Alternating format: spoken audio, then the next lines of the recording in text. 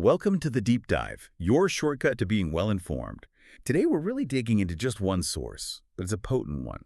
It's an excerpt called Escaping the Middle-Class Consumer Mindset. And our mission really is to unpack what it's saying, maybe challenge how we all think about money, and explore, how shifting our perspective could actually lead to, well, very different financial outcomes for you. This isn't about complicated investment strategies or anything like that.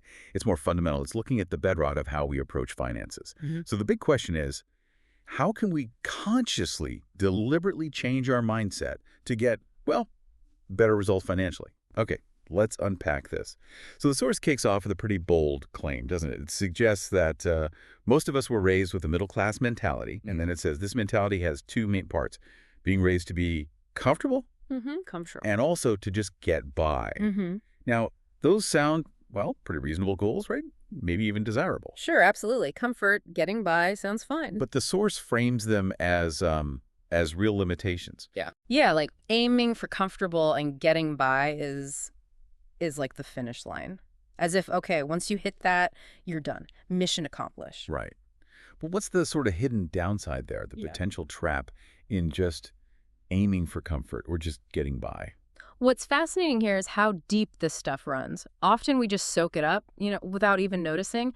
Being comfortable usually means like covering your needs, maybe a few wants, avoiding major money stress. Okay. And getting by is the practical side of that. Paying bills, food on the table, life goes on smoothly enough. Right. But the source seems to be saying that while that sounds okay, it can actually box you in. It becomes this self-limiting belief. So it's less like a foundation for stability and more like a ceiling for what you aspire to financially. It kind of stops you pushing past that point. It sets the status quo, and our brain's just kind of like maintaining that. That's a really strong point. It makes you wonder if they become these default settings, these goals that once you hit them, your brain just kind of goes, okay, job done. So as you're listening, think about it. Do you see that in yourself, that focus on comfort, on just getting by? Does that resonate with how you were maybe taught to think about money and success? So if that idea clicks, if that comfort zone thing feels familiar, the source then says, quite bluntly, if you want to escape the middle class, you need to think differently. Straight to the point. Yeah, no messing around. It's not about working harder necessarily or, catching a lucky break. It's a basic shift in how you see things. And the very first step it calls out is to stop thinking like a consumer, which, let's be honest, feels almost impossible these days, doesn't it? We're bombarded. It does. So what's the real shift the source is pushing for here? What does that actually mean, stop thinking like a consumer? Well, if we connect this to the bigger picture, the source seems to imply that consumer thinking, it drives the economy, sure, but for the individual, it might be the very thing that keeps you, well, stuck. Think about it, right? A consumer's main job is buying stuff, goods, services, which by definition means spending money.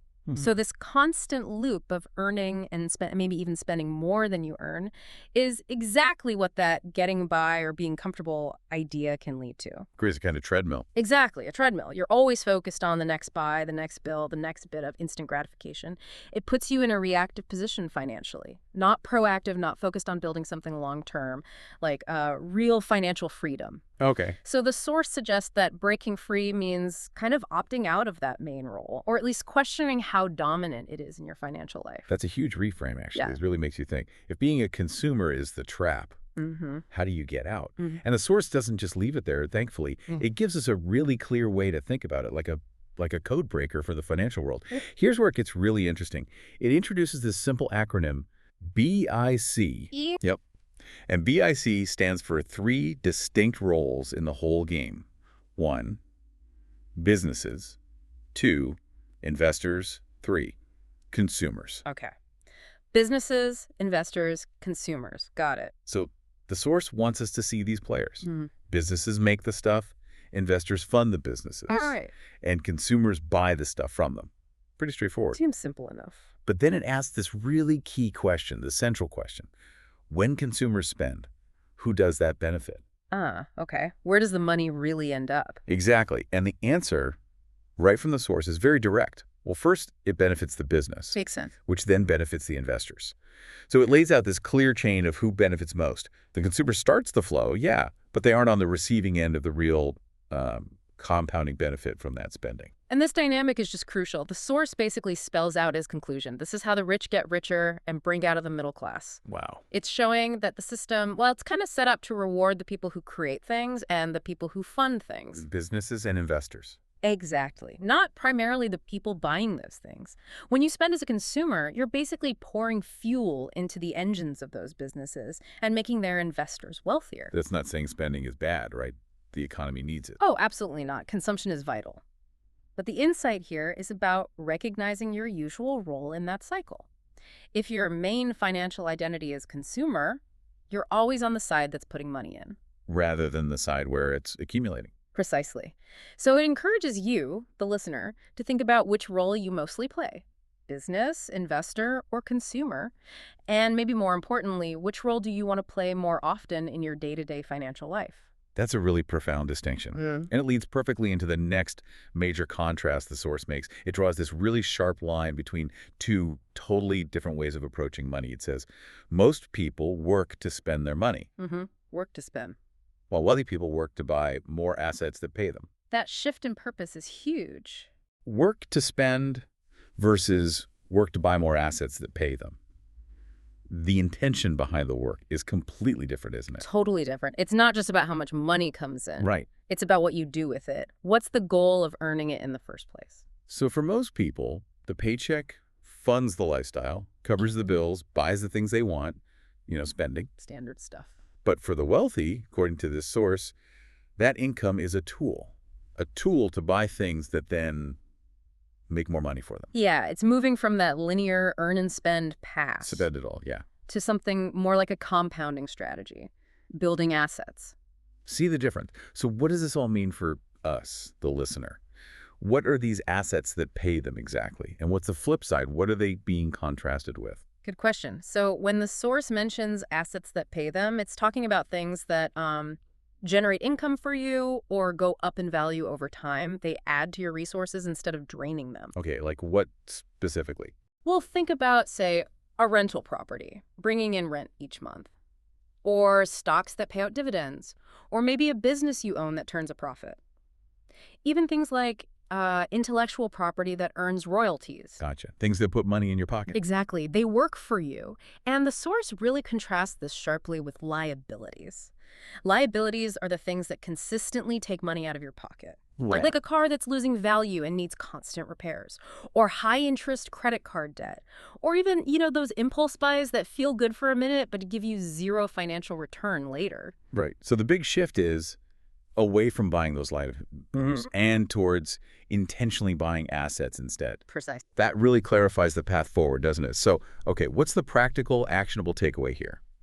From rethinking our role, rethinking our intentions, what does the source say we should actually do?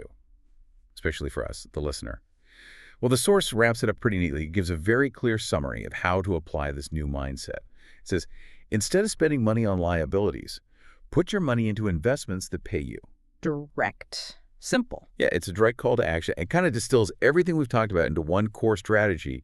It's about consciously choosing where your money flows. Wow. Not just, saving it under the mattress. Right, not just saving. But investing it, putting it into things that work for you instead of just consuming things that mean you have to keep working for them. And this raises an important question for you listening.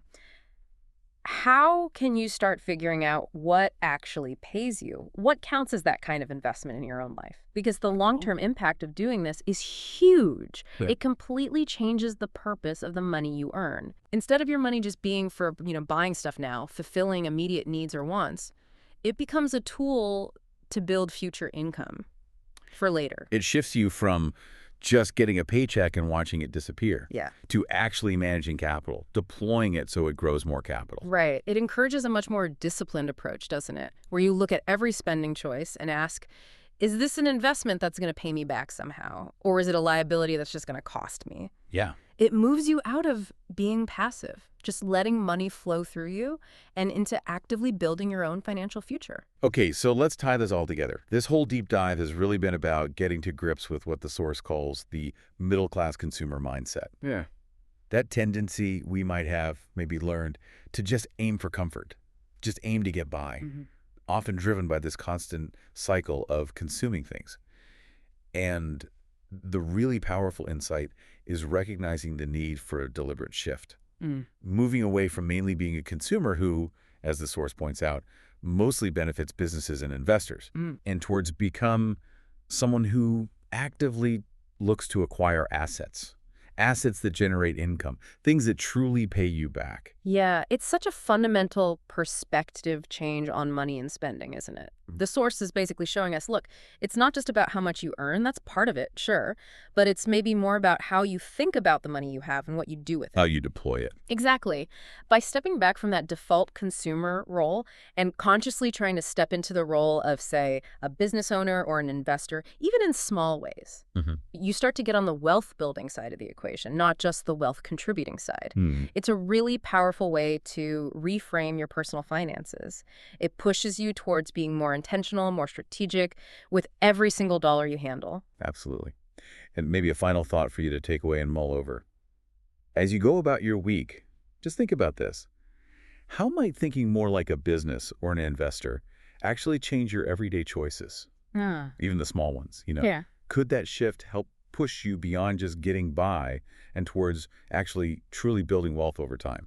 It's a great question to keep in mind. It really is. Something that could start to transform your whole approach. Yeah. Just one conscious decision after another. Well, thanks for joining us on this deep dive. Yeah, thanks for tuning in. We really hope these insights give you plenty to think about.